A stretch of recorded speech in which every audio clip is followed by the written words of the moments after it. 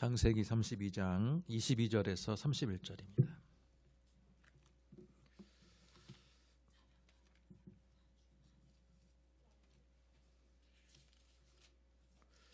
창세기 32장 22절에서 31절.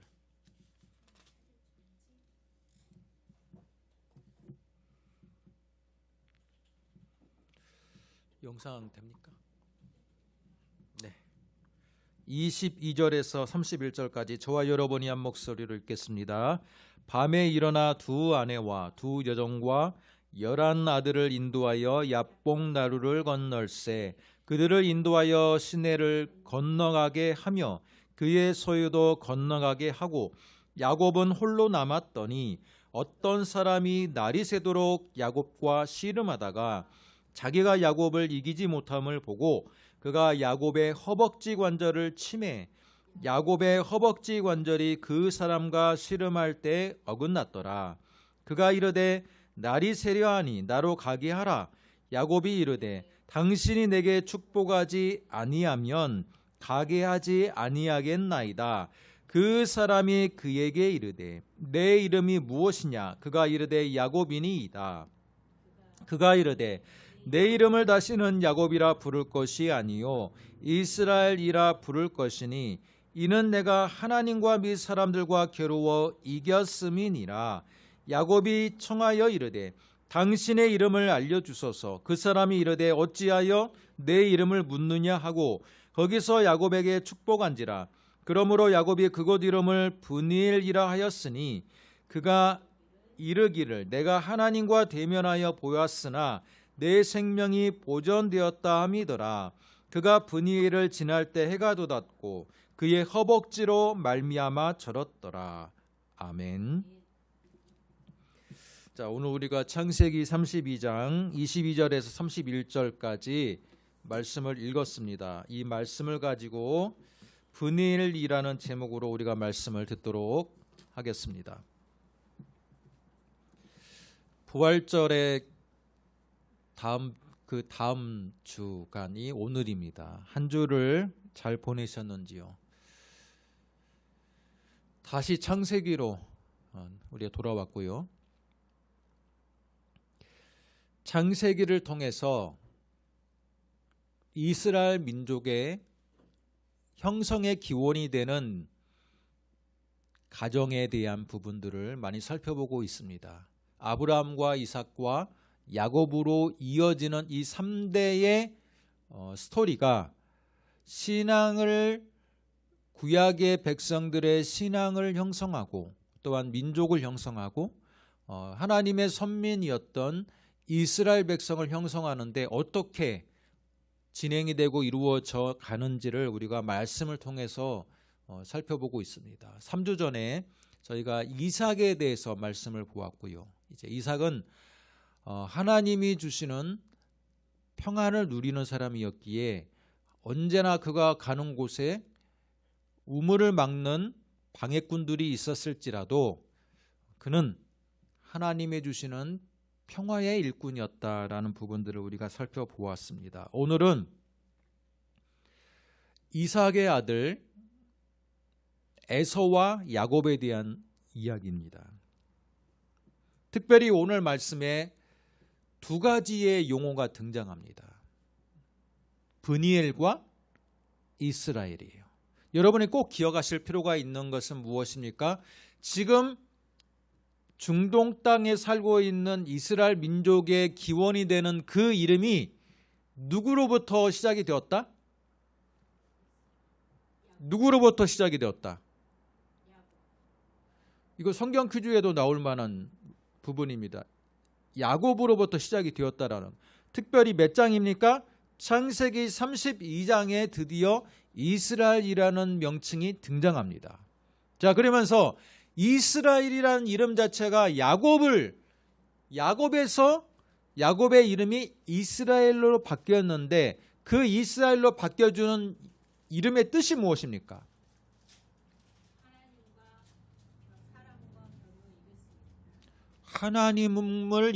하나님과 겨루어 이긴 자라는 뜻이에요.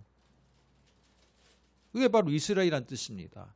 그리고 오늘 말씀의 제목인 브니엘은 무슨 뜻일까요? 여기서 엘이라는 단어, 구약 성경에서 엘로 끝나는 단어가 많이 있습니다. 베델도 있고요. 그렇죠? 온니엘도 있고요. 자, 근데 이 엘로 끝난다는 거면 엘은 하나님의 그 명칭의 약자입니다. 하나님이에요. 브니라는 것은 얼굴입니다. 그래서 브니엘은 하나님의 얼굴이에요. 하나님의 얼굴, 브니엘. 그래서 야곱이 야복강 가에서 하나님의 사자와 씨름을 하면서 이겼던 그 장소를 그가 기억해서 뭐라고 불렀어요? 브니엘. 그래서 야곱과 관련해서는요, 두 가지의 장소가 인상 깊게 남아요. 무엇입니까? 하나는 꿈속에서 사닥다리로 올라가는 천사들이 왕래했던 그 장소. 무엇입니까? 그것도 엘로 끝나죠. 무엇입니까? 베델입니다. 그리고 오늘 드디어 형을 상봉하기에 앞서서 천사들의 하나님의 사자와 씨름했던 그 장소의 이름은 무엇입니까? 브니엘이에요. 하나님의 얼굴을 내가 뵌 장소다라는 뜻입니다.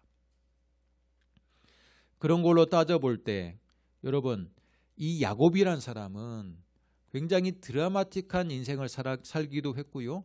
또한 하나님의 축복을 받기에 너무나도 소망했던 사람이었다라는 것을 알 수가 있습니다. 너무나도 소망한 나머지 어떻게 합니까?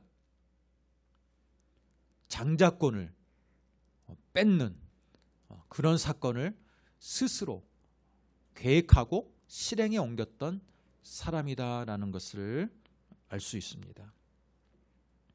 자, 오늘 야복강가에서 천사와 씨름하는 그 야곱의 스토리를 우리가 한번 자세히 한번 보도록 하겠습니다.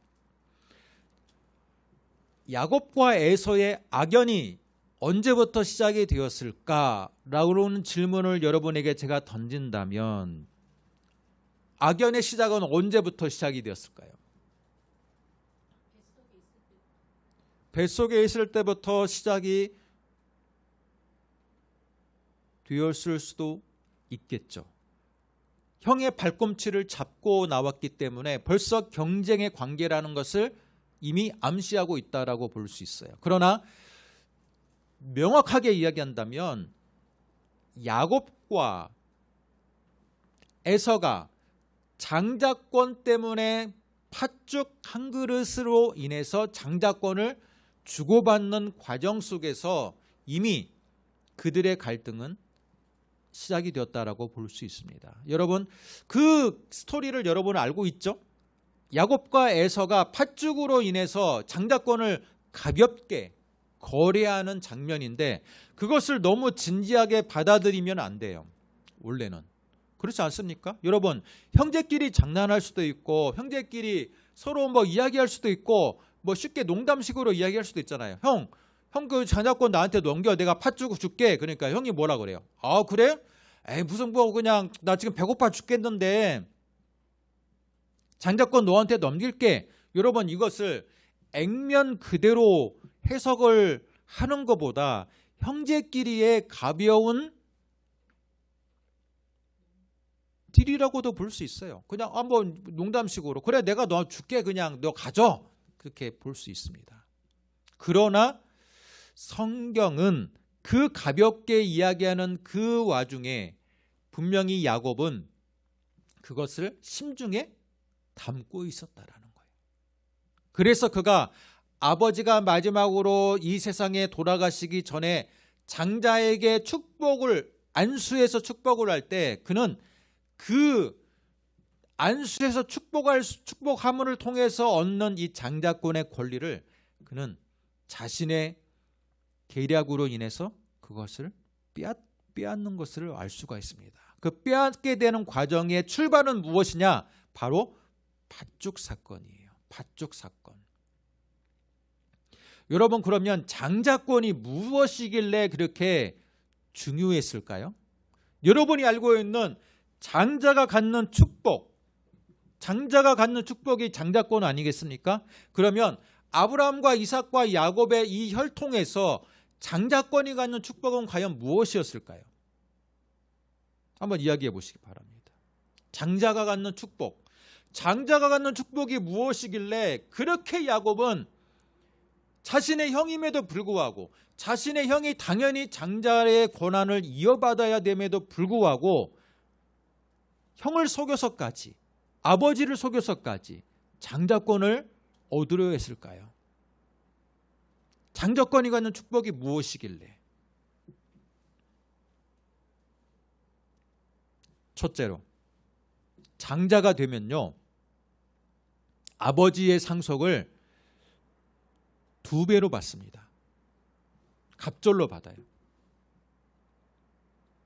아버지의 상속의 권한이 한마디로 말하면 물질적인 축복을 갑절로 받는 축복이 있어요. 그런데 단순하게 장자권이 그냥 물질의 축복으로만 여러분 생각해서는 안 됩니다. 특별히 아브라함과 이삭과 야곱으로 이어지는 그 하나님의 나라의 그 택한 백성, 하나님의 택한 그 언약의 가계로 볼 때 장자권이 갖는 축복은요, 2가지가 더 있어요. 한 가지는 뭐냐? 그것은 제사장의 고난입니다. 여러분, 이 아브라함과 이삭과 야곱을 족장시대라고 부르는데, 족장시대는 이미 시내산에서 언약을 받음으로써 이어지는 율법의 시대하고는 조금 달라요.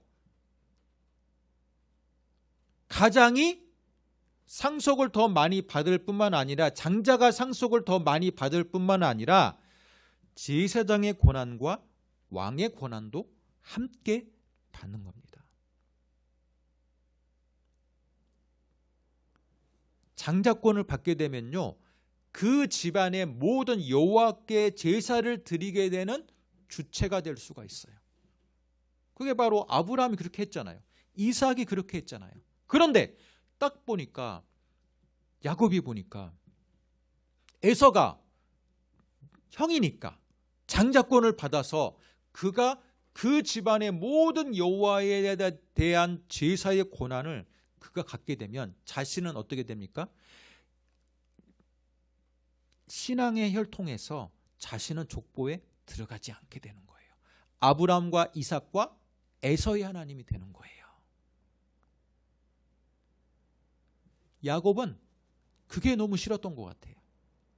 내가 하나님의 믿음의 혈통 가운데 내 이름이 들어가길 원했어요. 제사장이 내가 되길 원했던 거예요. 우리 집의 제사장이 되어서 여호와께 직접 제사를 드리고 여호와의 그 조우, 만남을 갖기를 원했던 거예요. 그걸 사모했던 거예요. 그런데 에서라는 사람은 어떻습니까? 들을 사람이에요. 거친 사람이고 사냥을 좋아하는 사람이에요. 그러다 보니까 생각이 주로 어디에 향하고 있어요? 하나님께 향하기보다는 주변에 있는 많은 물질적인 부분들, 힘의 부분들, 그죠? 드러나는 축복에 대한 부분들에 관심이 많아요. 그렇기 때문에 실제로는 야곱과 에서가 너 팥죽 한 그릇에서 팔아라. 그래 팔게. 그건 좀 어떻게 보면 그렇게까지 아주 뭐 언약을 맺는 것도 아니고 계약을 맺는 것도 아니고 가벼운 형제간의 장난일 수도 있어요. 그러나 그들의 마음속의 속마음에는 에서의 속마음이 드러난 거예요. 장자의 고난 중에서 여호와께 제사를 드리는 그 고난을 가볍게 여겼더라. 그죠? 그러나 야곱은 어때요? 내가 형이 아버지의 재산을 많이 물려받더라도 그 믿음의 혈통 가운데 내 이름이 있기를 원하고 믿음의 혈통 가운데 내가 있기를 원하는 거예요. 그렇기 때문에 세상적으로 보면 형과 아버지를 속인 거죠. 그래요, 안 그래요? 형과 아버지를 속인 겁니다. 사기를 친 거예요. 야곱이라는 이름대로. 야곱이라는 이름의 뜻이 무엇입니까? 발꿈치를 잡는 자. 그러니까 남의 뒤꿈치를, 남의 약점을 물고 늘어지는 자. 이게 바로 사기꾼이거든요. 사람들의 심약함을 노려가지고 계속해서 이게 사람들에게 이 잘못된 정보를 주어가지고 그 사람에게 이익을 취득하는 자, 그게 바로 사기꾼이잖아요. 근데 야곱은 그 야곱이란 이름대로 살았어요. 형에게 계속 사기를 치잖아요. 그죠? 아버지에도 속이고. 그러나 그 사기의 이면에 있는 그의 속마음은 아브라함과 이삭으로 이어지는 그 가문의 믿음의 혈통 가운데 형보다는 내 이름이 있기를 원하는 거예요. 내가 하나님을 더 잘 섬길 수 있고 그 믿음의 혈통 가운데 내가 서기를 원하는 그 중심이 있었다라는 거예요. 형을 속이면서까지, 아버지를 속이면서까지. 그 결과 그는 아버지와 형을 속이고 아버지로부터 장자의 축복을 받았어요. 그러나 실제로 그의 인생, 그 이후의 인생은 어떻습니까? 20년이 넘도록 종살이를 하는 거예요. 외삼촌 라반의 집에 가서 하란이라는 저기 북쪽 지방에 가가지고 20년 동안 종살이를 합니다. 그렇다면 이삭의 재산은 누가 물려받았을까요? 오늘따라 왜 이렇게 몸이 무겁습니까? 예? 이삭의 재산은 누가 물려받았어요? 에서가 물려받았어요. 여러분, 장자의 권한 세 가지 축복이 있다겠죠? 갑절의 재산을 물려받을 수 있는 축복, 왕이 되는 그 집안의 왕 대표가 되는 축복, 그리고 제사장의 축복이에요. 그랬을 때 여러분, 에서가 물려받은 축복은 무엇입니까? 아버지의 재산을 그가 갑절 두 곱을 받은 게 아니라요, 다 받은 거예요. 그렇게 따지면. 왜? 야곱은 외삼촌 라반의 집에서 20년 동안 종살이 하면서 아버지의 재산을 물려받았어요? 못 물려받았어요? 그가 하란으로 도망쳤을 때 그는요, 홀홀 단신으로 도망쳤어요. 무슨 아버지의 재산을 이고 갔겠습니까? 지금처럼 수표가 있어서 계좌이체 받아가지고 아버지의 재산을 가지고 갔겠습니까? 아니에요. 아버지 재산을 물려받지를 않았습니다. 한마디로 이삭의 재산은요, 그의 형 에서가 다 물려받았어요. 장자의 권한을 더 넘어서 과도하게 물려받았어요. 그러나 에서가 다 물려받은 것입니까? 아니에요. 야곱도 아버지로부터 장자의 축복을 받았을 때 그 이후부터는요, 그에게 어떤 장자의 축복이 물려받았습니까? 그 집안의 믿음의 대표가 되는 축복이 물려받았어요. 형 에서는 하나님으로부터 점점 멀어지는 사람이 되었어요. 하나님을 떠나는 사람이 되었어요. 그러나 야곱은 하나님께서 점점 주목하는 사람이 되었어요. 무슨 축복 때문에? 장자의 축복 때문에. 그리고 한마디로 말하면 장자의 축복 이 세 가지 권한 중에서 에서는 첫 번째 축복만 받은 거예요. 아버지의 재산을 다 물려받았어요. 나머지 야곱은 두 가지의 축복을 물려받았어요. 뭡니까? 그 집안의 믿음의 대표가 되는 거예요. 제사장이 되는 거예요. 제사를 주관하고 여호와를 직접 만나는 축복이 된 겁니다. 오늘 말씀은 바로 에서가 아닌 야곱이 장자의 축복을 물려받았기 때문에 하나님이 보낸 사자가 누구를 찾아와요? 에서를 찾아오는 게 아니라 야곱을 찾아오는 장면이에요. 그가 장자의 축복을 받았기 때문에. 그 집안에 믿음의 조상이 대표가 되는 축복을 받았기 때문에 하나님이 천사를 보내주는 장면이에요. 여러분, 인간적으로 봅시다. 20년 동안의 종살이를 통해서 우리가 잘 알고 있죠. 외삼촌 라반을 막 속여요. 또 거기서도 야곱은 자신의 근본적인 속성, 남의 발꿈치를 잡고 남의 약점을 잡고 어떻게 해서라도 자기가 축복을, 물질적인 축복까지도 갈취하려고 하는 그의 속성이 드러납니다. 그래서 20년 후에 그는요, 외삼촌 라반보다 더 큰 부자가 되어버렸어요. 그리고 이제는 둘이 공존할 수가 없으니까 아브라함과 그의 조카 롯이 소유가 많아서 공존할 수 없으니까 너는 좌로하고 내가 우로하겠다. 그렇게 서로 갈라졌던 것처럼 외삼촌 라반과 야곱의 재산이 서로 공존할 수가 없으니까 야곱은 어떻게 됩니까? 이제는 자신의 고향의 땅으로 돌아오는 겁니다. 북쪽 지방 하란에서 남쪽으로 내려오는 와중에 이제는 요단강만 건너면 자신의 고향 가나안 땅이 눈에 딱 들어오는 장면이에요. 그 장면이 바로 오늘 야복강가에서의 장면이에요. 그런데 야곱은 마음속에 걸리는 게 있어요. 아버지의 고향 땅으로 가는 건 좋아. 그런데 그 고향 땅에 누가 살고 있어요? 형 에서가 살고 있어. 그래서 먼저 사절단을 딱 보내. 자신의 그 수제자를 딱 하인을 보내가지고 간을 보는 겁니다. 딱 간을 보니까 어때요? 가면 별로 안 좋을 것 같아요. 또 고향 땅으로 내려오는 와중에 그가 보내는 하인이 급격하게 뛰어옵니다. 갔는데 그냥 화만 내더라. 아마 정확한 정보를 못 들은 것 같아요. 형의 마음이 어떠한 것인지에 대해서 정확한 정보를 하인이 전달해 주지 않아요. 다만 어떤 소식을 전달해 줍니까? 형이 버선발로 400명의 장병들과 함께 당신을 지금 만나러 쫓아오고 있습니다 라는 소식만 전해주는 거예요. 그러니까 마음이 어때요?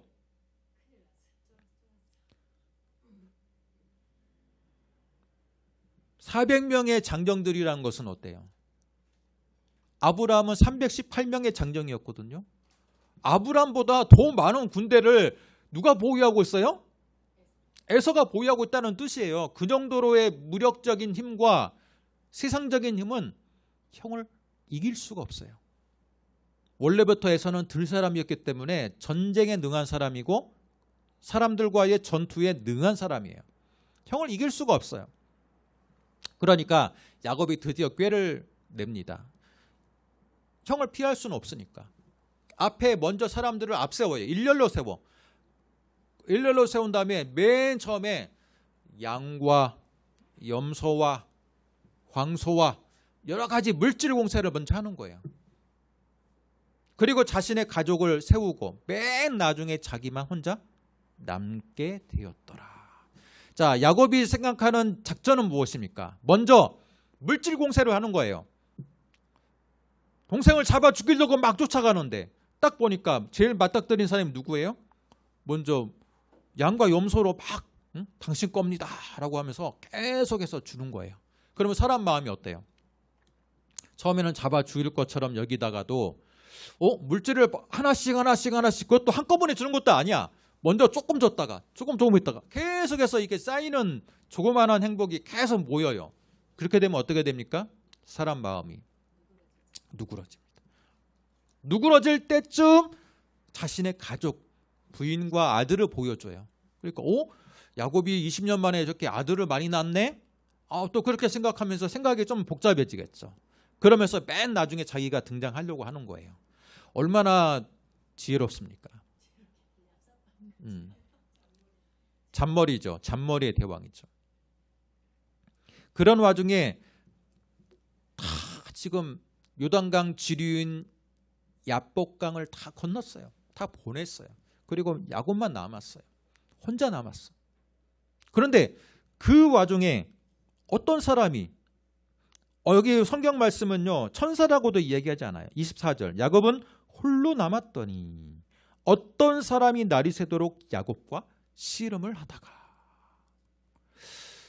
족장시대에서 천사의 모습은요 여러분 사람의 모습입니다. 사람의 모습. 아브라함이 천사를 만났다라고 그렇게 바로 표현하지 않고요. 아브라함이 가나안 땅에 있는데 어떤 세 사람이 그의 집을 방문했더라라고 표현해요. 근데 그 사람이 어디로 가는 사람이에요? 소돔으로 가는 사람이에요. 환대했어요. 사람처럼 보이는데 나중에 봤더니 그 사람이 천사였던 거예요.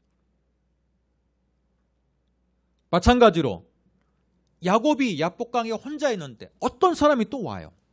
사람이야. 근데 그 사람은 어떤 계기가 됐는지 모르지만 씨름을 해요. 알고 봤더니 그 사람이 사람이 아니라 천사인 거예요. 족장시대의 천사의 모습은요, 천사 본연의 모습이 아니라 사람의 모습으로 다가옵니다. 마치 하나님의 아들 예수 그리스도가 사람의 모습으로 오셨던 것처럼 하나님이 보낸 천사 역시 천사 본연의 모습이 아닌 사람의 모습으로 다가오는 거예요.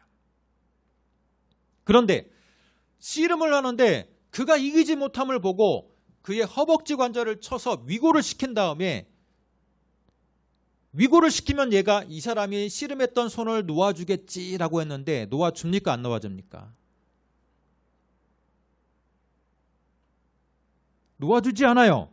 그러면서 26절 그가 이르되 날이 세려하니 나로 가게 하라. 야곱이 이르되 당신이 내게 축복하지 아니하면 가게 하지 아니하겠나이다. 당신이 나를 축복하지 않으면 가지 않겠다. 이게 야곱에게 있어서의 위대함이라고 저는 생각합니다. 보통 사람 같으면 위골되었어요. 그것도 사람의 가장 중심이 되는, 그죠? 하체를 지탱할 수 있는 이 허벅지 관절. 그래요, 안 그래요? 여러분, 허벅지 관절이 위골되는 것은요, 서 있기도 힘든 상황이고요. 그리고 이 이후로 야곱은 쩔뚝거리는 인생을 살게 되었어요. 31절 그가 분이엘을 지날 때 해가 돋았고 그의 허벅다리로 말미암아 절었더라. 이 절었던 것이 일순간이 아니라 위골된 이후에도 그는 아마 절름발이로 살았을 가능성이 높아요. 굉장히 위중한 상처를 입었음에도 불구하고 당신이 나를 축복하지 아니하면 나는 이 손을 놓지 않겠나이다. 그가 가지고 있는 마음은 어때요? 자신의 꾀를 이용해서 형을 다 지금 회유작전을 썼지만 그러나 그는 확신하지 못했어요. 형이 자신의 회유 방식에 넘어갈지 안 넘어갈지 이거는 확신하지도 못하는 상황. 내가 어떻게 될지 확신하지 못하는 상황. 내가 어쩌면 형한테 죽임을 당할 수도 있다라고 생각하는 그의 두려움 가운데 있는 그 상황 속에서 그는 어떤 사람과의 만남을 하게 되고 끝까지 그 사람으로부터의 축복을 받지 아니하면 나는 이 손을 놓지 않겠다라고 선언하는 겁니다. 아마 씨름을 하는 중에 그는 느꼈을 거예요. 이 사람이 보통 사람이 아니구나라는 걸 느꼈을 겁니다. 그렇기 때문에 그런 이야기를 하는 거예요. 아, 이 사람은 그냥 지나가는 행인이 아니구나. 하나님이 보낸 뭔가 사자구나라는 걸 느꼈어요. 그 사람이 위고를 시켰음에도 불구하고 그 사람을 원망하지도 않습니다. 다만 그가 원하는 것은 축복이에요. 나를 축복하라. 나를 축복하면 내가 당신 말대로 내가 이 손을 놓겠다. 하나님의 사자인 것을 느낀 순간 그는 하나님으로부터 요구하는 건 뭡니까? 딱 한 가지, 축복입니다. 그런데 생각해 봅시다. 여러분, 야곱이 축복을 받았어요? 안 받았어요? 못 받았어요? 다 고개를 절레절레 흔드네요. 그러니까 흔히 말하는 축복을 받았어요. 물질적인 축복은 받은 사람입니까? 안 받은 사람입니까? 왜 안 받았어요? 아버지 재산은 물려받지 못했을지라도 20년 동안 외삼촌 라반의 집에 있는 동안에 하나님이 그를 축복해서 그는 물질의 거부가 되었잖아요.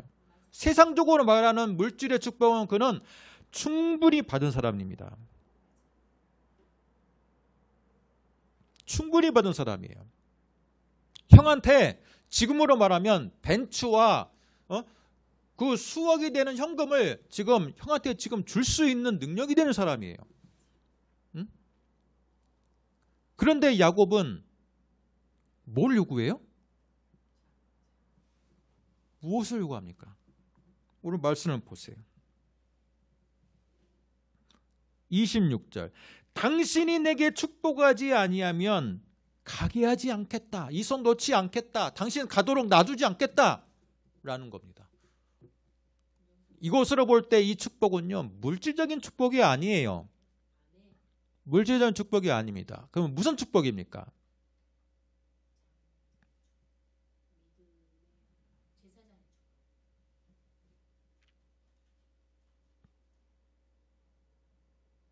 하나님 그분 자신이에요.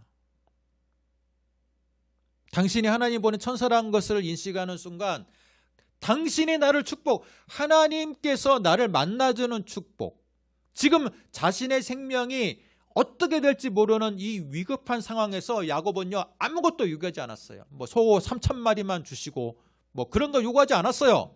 뭐 나 장수의 축복을 요구한 것도 아니에요. 나를 보디가드가 되게 해주셔서 나를 내 생명을 살려주시고 형으로부터 생명을 살려달라고도 요구하지도 않았어요. 여기서 말한 축복은 당신 하나님 그분 자신을 만나게 해달라는 축복이에요. 하나님을 내가 베델에서 꿈속에서 환상 가운데 만났던 하나님이 아니라 이제는 내가 이 집안의 장자권, 영적인 장자권, 제사장으로서 내가 이제 가나안 땅으로 들어가는데 가나안 땅으로 들어간 순간 그는 아브람과 이삭을 이어서 뭐가 돼야 돼요? 그 혈통의 제사장이 돼야 돼요. 근데 제사장이 되기 위해는 자신은 너무나도 세상적인 사람이야. 그래요, 안 그래요? 아버지와 형을 속이고 외삼촌을 속이고 어떻게 해서라도 다른 사람을 속여서라도 물질적인 축복을 너무나도 간구했던 사람이에요. 그런데 자기의 부족함을 아는 거예요. 하나님의 천사라고 느끼는 순간 그는 하나님 그분과의 조우를 원했던 거예요. 나를 당신이 하나님의 사자니까 당신의 나를 축복하면 내가 하나님을 만날 거 아니냐. 하나님을 만나는 것을 내가 구한다는 거예요.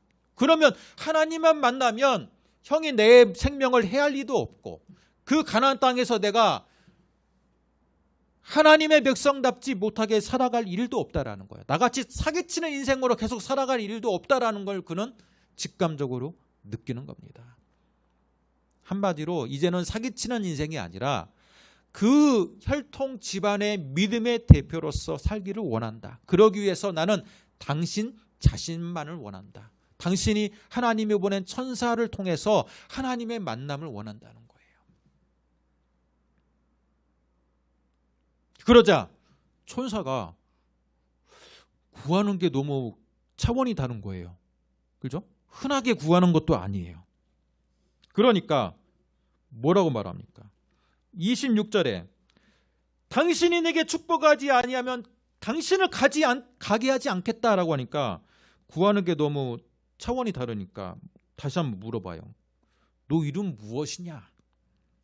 야곱입니다. 여러분 야곱이란 뜻이 뭐라요? 사기꾼, 남의 뒤통수 치는 자란 뜻이에요. 이름이. 딱 보더니 너 이제부터는 그 이름 쓰지 마. 내가 이름을 줄게. 그 이름이 뭐예요? 야곱에서 이스라엘이라고 써. 이스라엘 이름이 뭐예요?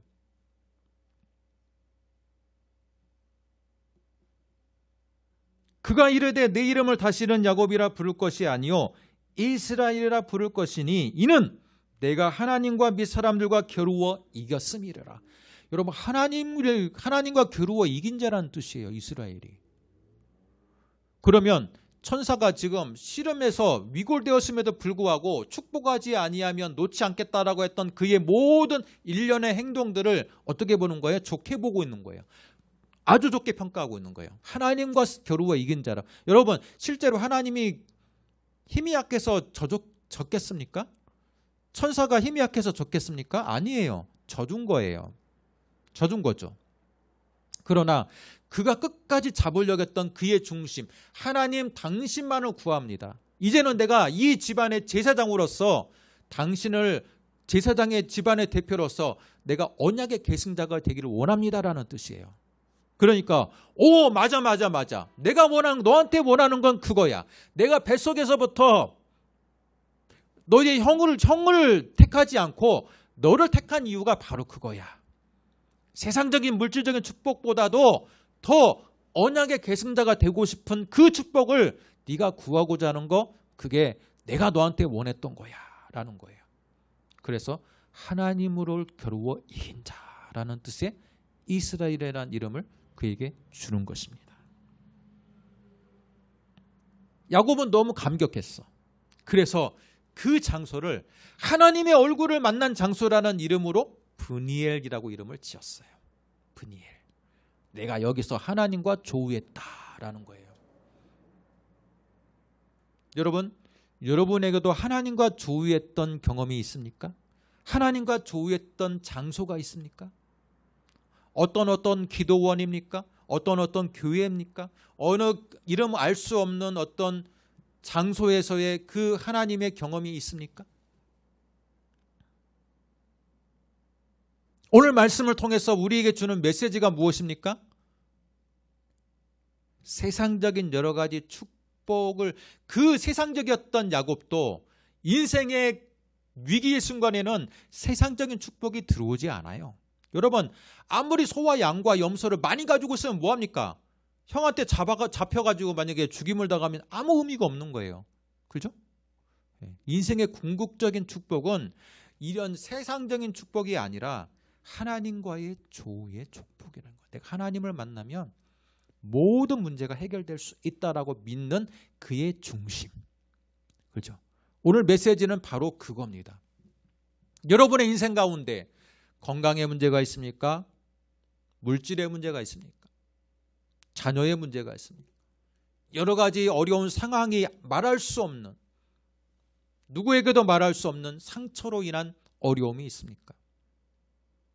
그 모든 것들을 구하는 야곱처럼 내가 하나님과 씨름해서 나를 축복하여 주옵소서.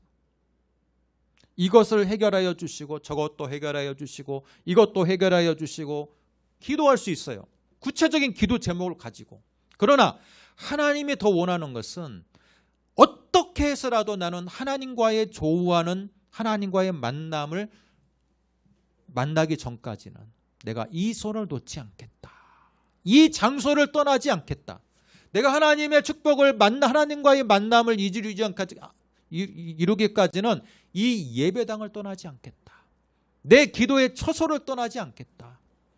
내가 듣는 찬송가의 소리를 그치게 하지 않겠다.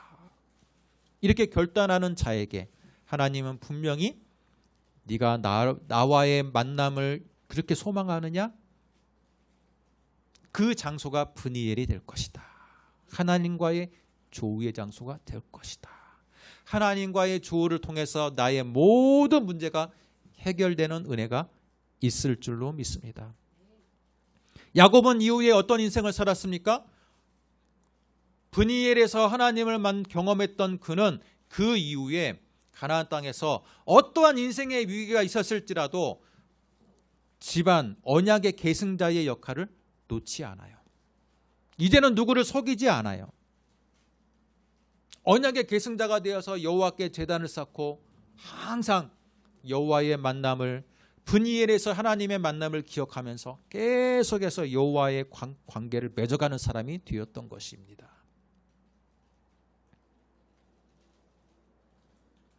형을 만났는데 이제는 형이 잡아 죽일 듯이 처음에는 400명을 데리고 왔는데, 여러분 400명을 데려왔다는 게 반가워서 찾아가는 게 아니잖아요. 상식적으로 생각해 보세요. 반가웠으면 왜 400명까지 데리고 갑니까? 야곱이 그렇게 전쟁을 잘한 사람도 아닌데. 그죠? 처음에는요 400명을 데려갔다는 건 잡아 죽일 듯이 쫓아오는 거예요.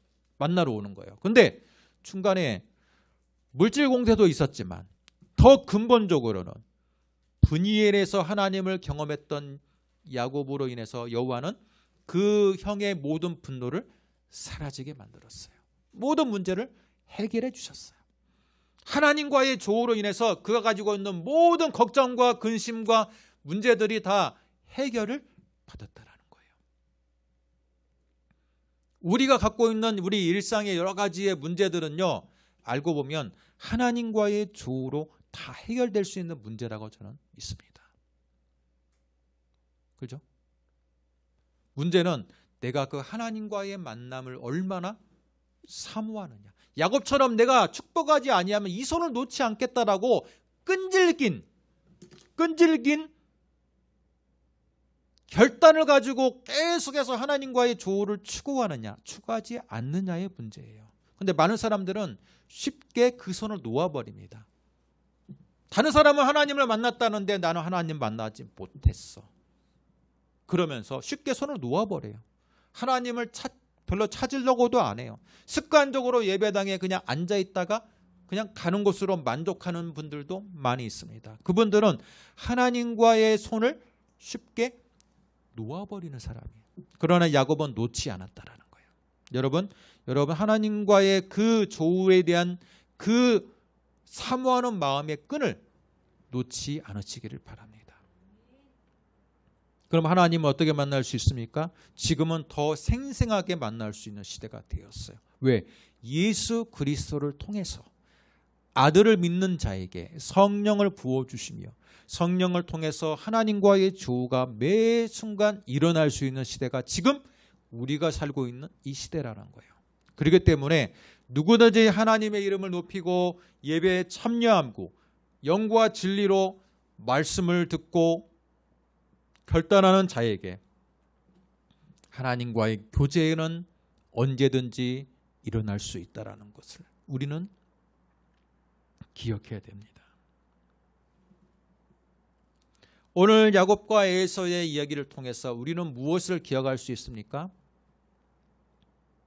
장자의 축복 중에서도 제사장이 되는 축복, 언약의 계승자가 되는 축복이 겉으로 드러나는 세상적인 갑절의 아버지의 재산을 물려받는 축복보다 더 중요하고 소중하다는 거예요. 하나님과의 이 만남의 귀한 축복이 눈으로 드러나는 세상적인 축복보다 더 소중하다는 겁니다. 야곱은 그 이후부터 이스라엘로 이름이 변화된 순간부터 여러분 그의 정체성이 변했어요. 그가 야곱일 때는 그는 어떤 삶을 살았어요? 남을 속이는 자의 삶을 살았어요. 남을 등을 치는 자가 되었고 남을 자꾸 속여서라도 자기가 세상적인 축복을 갈취하는 자였어요. 그러나 그가 이스라엘이 된 이후부터는 어땠습니까? 남을 속인 기록이 이제 이스라엘이 된 이후부터는 남을 속인 기록이 나타나지 않아요. 이제는 그 집안의 언약의 계승자로서 대표자로서 제사장과 같은 역할을 하게 되는 겁니다. 이름이 바뀌는 순간. 일반인으로 교회에 왔다가 신자가 되는 순간, 성도가 되는 순간 이제는 우리의 삶도 바뀌어야 될 줄로 믿습니다. 기도하겠습니다. 하나님 아버지 은혜와 사랑을 감사합니다. 오늘 우리에게 주시는 이 브니엘이라는 말씀을 통해 우리가 진정으로 원하는 것은 하나님의 축복의 계승자로서 하나님을 끊임없이 하나님과의 만남을 사모하는 자가 되기를 원합니다. 야곱이 세상적인 축복을 다 누렸지만 그게 그의 인생의 중요한 순간에는 아무런 의미가 되지 않았고 오직 그는 하나님의 천사에게 구합니다. 당신을 만나게 해 주옵소서. 나는 당신만을 구합니다. 하나님, 이 고백이 우리의 고백이 되게 하여 주셔서 언제나 야곱처럼 하나님의 그 임재를 사모하며 하나님과 동행하며 우리 집안의 믿음의 제사장으로서 믿음의 대표로서 언제나 하나님과의 만남을 추구하며 직접 경험하며 살아갈 수 있는 저희들 될 수 있도록 은혜 베풀어 주시옵소서. 예수님의 이름으로 기도드립니다. 아멘. 치유기도 시간입니다. 우리의 아픈 부분들을 기억하고 손을 얹고 기도하겠습니다. 하나님 아버지, 이 시간 성령 하나님께서는 우리 예배 가운데 임재하여 주신 줄로 믿습니다. 그 어떤 것도 나는 원하지 않고 당신이 내게 축복하기를 원합니다. 당신의 임재를 나는 원합니다. 당신과의 만남을 원합니다라고 고백했던 야곱처럼 이 시간 우리도 고백합니다. 성령 하나님, 이 시간 우리 가운데 임하여 주시고 우리의 영역 간의 약한 부분들을 하나님 다 아시는 줄 믿습니다. 이 시간 치유의 영으로 역사하여 주셔서 임하여 주셔서 우리의 심령 곳곳에 약한 부분들을 회복시켜 주시고 온전하게 깨끗하게 치유받는 귀한 은혜가 나타나게 하여 주시옵소서. 예수 그리스도의 이름으로 모든 약한 부분들은 다 사라지고 온전하게 회복되게 하여 주시옵소서. 믿사오며 예수님의 이름으로 기도드립니다. 아멘.